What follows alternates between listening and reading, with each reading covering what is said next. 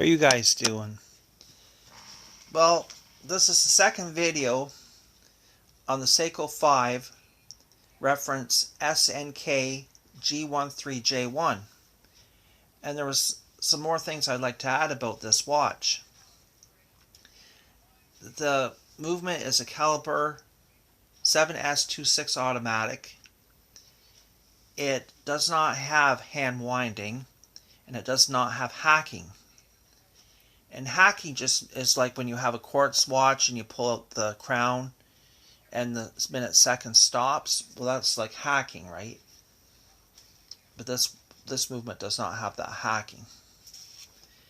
Now, the full caliber of this watch is 7S26 03E0A4, and it has 41 hours of power reserve.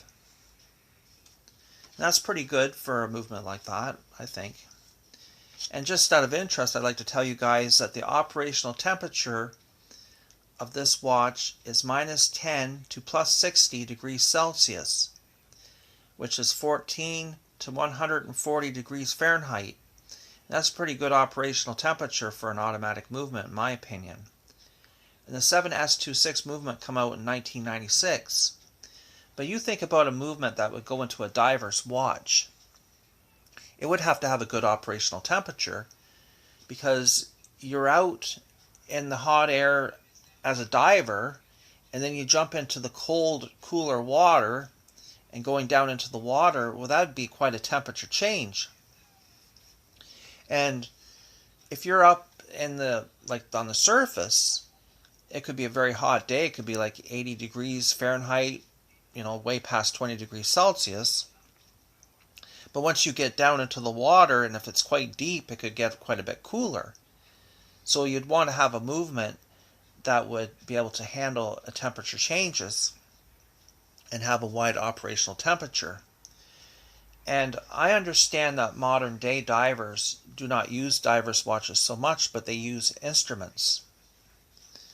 So the diver's watch is something that is not exactly needed today, but it's a traditional kind of watch, and it's very interesting anyway. Now, I'd like to speak about the bracelet of the SNKG13J1. The bracelet has only 7 millimeters of a lug width, so it has a very narrow lug width and very thick lugs, and you can see that in the video. And so if you were to get a bracelet or a strap for this watch, you would have to get something special, and in my opinion you would have to get the OEM quality of bracelet. So okay, I'll go over it. So on the bracelet of the watch, on the inside, it has a number beside the lug, right on the bracelet. And on this particular watch is 3391-BE. And I think to get a bracelet that would really work and perfectly fit, you'd have to get that OEM bracelet, which is an interesting thing. Now, what if you want to put a strap on this kind of watch? Well, there are some straps that are thick, and they have these little loops on that are made into the strap that can hold a more narrow lug width, and you might be able to find one of those kind of straps. Or if you're good at doing things, you might be able to take a strap and cut it and modify it yourself to fit one of these kind of watches.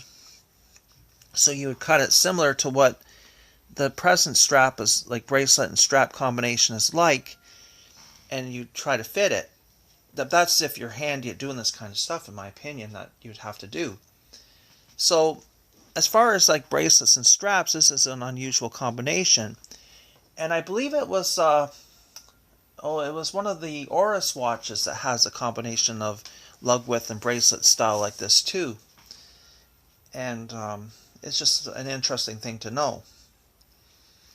So with this kind of watch, just keep in mind, I measured this watch case very carefully, and the case diameter is 35.7 millimeters. And the case thickness is 10 millimeters. And I just want to tell you guys that when you're looking at advertisements for watches, like from sellers, advertisements, listings, let's just say, don't always take for granted what they say is the dimensions, because the thing is, they can be off quite a bit. I've seen different things listed for this watch. The SEIKO 5, I've seen like 34 millimeters listed. I've seen 37 millimeters listed as the case diameter.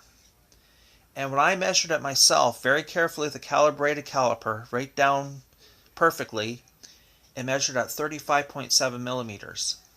Okay? So I just tell you guys, don't take for cash what you read in the advertising. I don't mean SEIKO advertising, I mean the sellers. Like the gray market sellers have their listings and they put down all the specifications, but they may not be 100% accurate all the time. Okay? And what else can I say about this watch? Well, SEIKO, for the illumination, SEIKO uses Lumibrite. If that's any kind of interesting thing for you guys to know, SEIKO uses Lumibrite, if you're wondering. And about this particular watch, on the dial, it's actually a checkered dial, and it's very hard to get that shot. Like, I put it in different lights in this particular video. I really wanted to show you how this watch has that checkered dial. And it really shows up nice, but you just have to have the light hit it at the right angle, the right way. And there was a few shots in this particular video. If you watch it again, you'll see how it shows that dial has that checkered dial. And it does look really good. It looks really good. And the only thing I can really say about this watch too is, for myself, I think it would be better at 39 or 40 millimeters in case diameter, and I would like to see it at a 20 millimeter width of the bracelet. That's really what I would have liked about this watch. Now, a lot of you would like it at 35.7 millimeter case diameter, but for myself, I would have liked it better at 39 or 40, and I think it would be just great at that case diameter, 39 or 40. And that's the only thing I really don't like about that watch is just the case diameter is small, right? To me it is. But however, if you wanted to wear a watch and you wanted to make it look more on the dressy side, you would want your case diameter to be smaller. So if you were to take a watch like this and you're able to fit a nice strap on it somehow, you could use that as a dressy kind of watch, in my opinion. It'd go from a casual watch into a watch that's more of a dress watch, in my opinion. It is marketed as a casual watch, but I think you really could make it into a dress watch. Just if you could get a strap on that. Now, I just want to tell you guys that the bezel is a fixed bezel and it's polished. The top of the case is brushed. The sides of the case is polished. Are polished on the sides of the case. The crown is recessed into the case. Okay? And so between the top of the watch that is brushed and the sides that's polished, there's that, I guess you could call it chamfer edge that is polished. So it's not a bad looking watch. It's got the combination of the brushed and polished. And the bracelet fits right in very good with that 7 millimeter width and those big thick lugs. It gives it a look. It gives it a unique look of the watch at least. And the clasp is good too.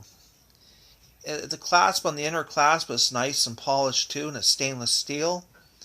It's got 3 micro adjustments in the clasp, which is good.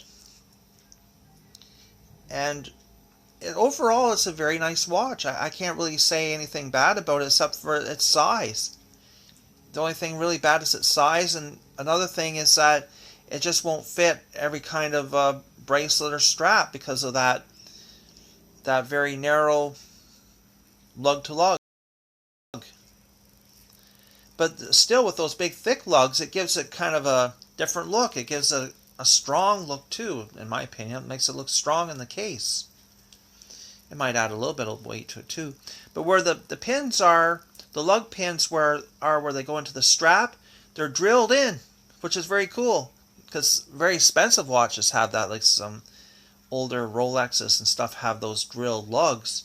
And this one has the drilled lugs, which is so neat, I think. So the nice thing about this watch is if you want to experience that 7S26 movement, you can with this watch. So you get the full SKX movement experience with this watch. But like I said, the only real thing is just the size is small. Yeah, it's a small watch. But there's ways to get around it, I guess. And when I did this video, you can see how I had my glove on and my like shirt cuff. I had the watch over the shirt cuff. And the reason I did that is because the links were not ever adjusted, right? Now, I'll tell you how these links are adjusted too. Is that the links are not pin adjusted.